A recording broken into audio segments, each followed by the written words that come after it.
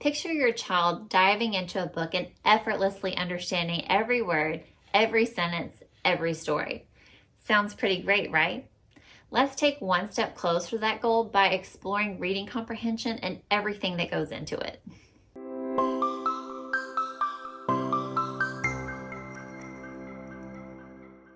Hi, I'm Jessica, and I'm a reading coach.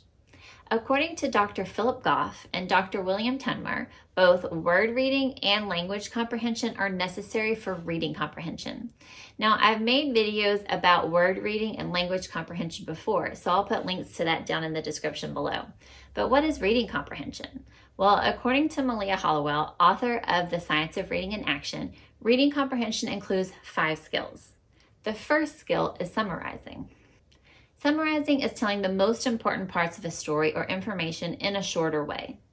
Here's an example. If I were to summarize the children's story, Little Red Riding Hood, I would say that the story is about a girl who goes to visit her grandmother but encounters a wolf instead. The wolf tries to trick her and eat her and her grandmother, but they're saved by a woodsman, and the girl learns not to trust strangers. The second skill is sequencing. Sequencing is putting things in order. So if you are retelling a story, you would retell it from the beginning to the end. You wouldn't start at the beginning, jump to the end, and then go back to the middle. So going in order. The third skill is inferencing. Inferencing is making an educated guess about the story, or when you figure something out that isn't directly stated. So let's say that you saw some muddy footprints on the floor. What could you infer from that? Maybe that someone didn't take their shoes off when they got home. Or maybe that it's been raining outside because dirt mixed with water makes mud.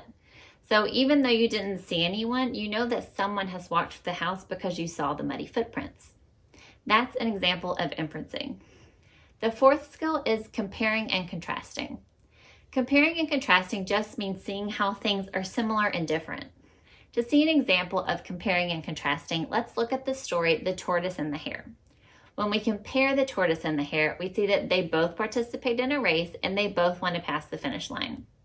When we contrast the tortoise and the hare, we see that the tortoise is slow and steady, while the hare is fast and overconfident. We also see that the tortoise perseveres throughout the race, while the hare becomes complacent and takes a nap. The fifth skill is drawing conclusions. Drawing conclusions is a lot like inferencing, but instead of just making educated guesses about the story, you're using the information you have to reach a final decision or judgment. Here's an example of drawing a conclusion. In the story, The Boy Who Cried Wolf, there was a boy who kept crying out that a wolf was attacking the sheep when there really wasn't any wolf. The villagers came to help him each time only to find out that it was a false alarm. So eventually, the villagers drew the conclusion that the boy was lying and couldn't be trusted. Here are a few things you can do with your child to help them to develop these skills that are part of reading comprehension. You can have your child practice summarizing a story that you've read together. You can also have them practice sequencing. Maybe you mention 3 things that happened in the story and you have them tell you what order they happened in. For inferencing, you can keep an eye out for opportunities to practice inferencing while reading together. For example, in the story The Giving Tree, you could ask your child to guess what will happen to the tree if it keeps giving everything to the boy. You can also compare and contrast while reading together. Such as in the book The Very Hungry Caterpillar, you can compare the foods in the book, like their colors, their shapes, sizes, if they're healthy to eat or unhealthy.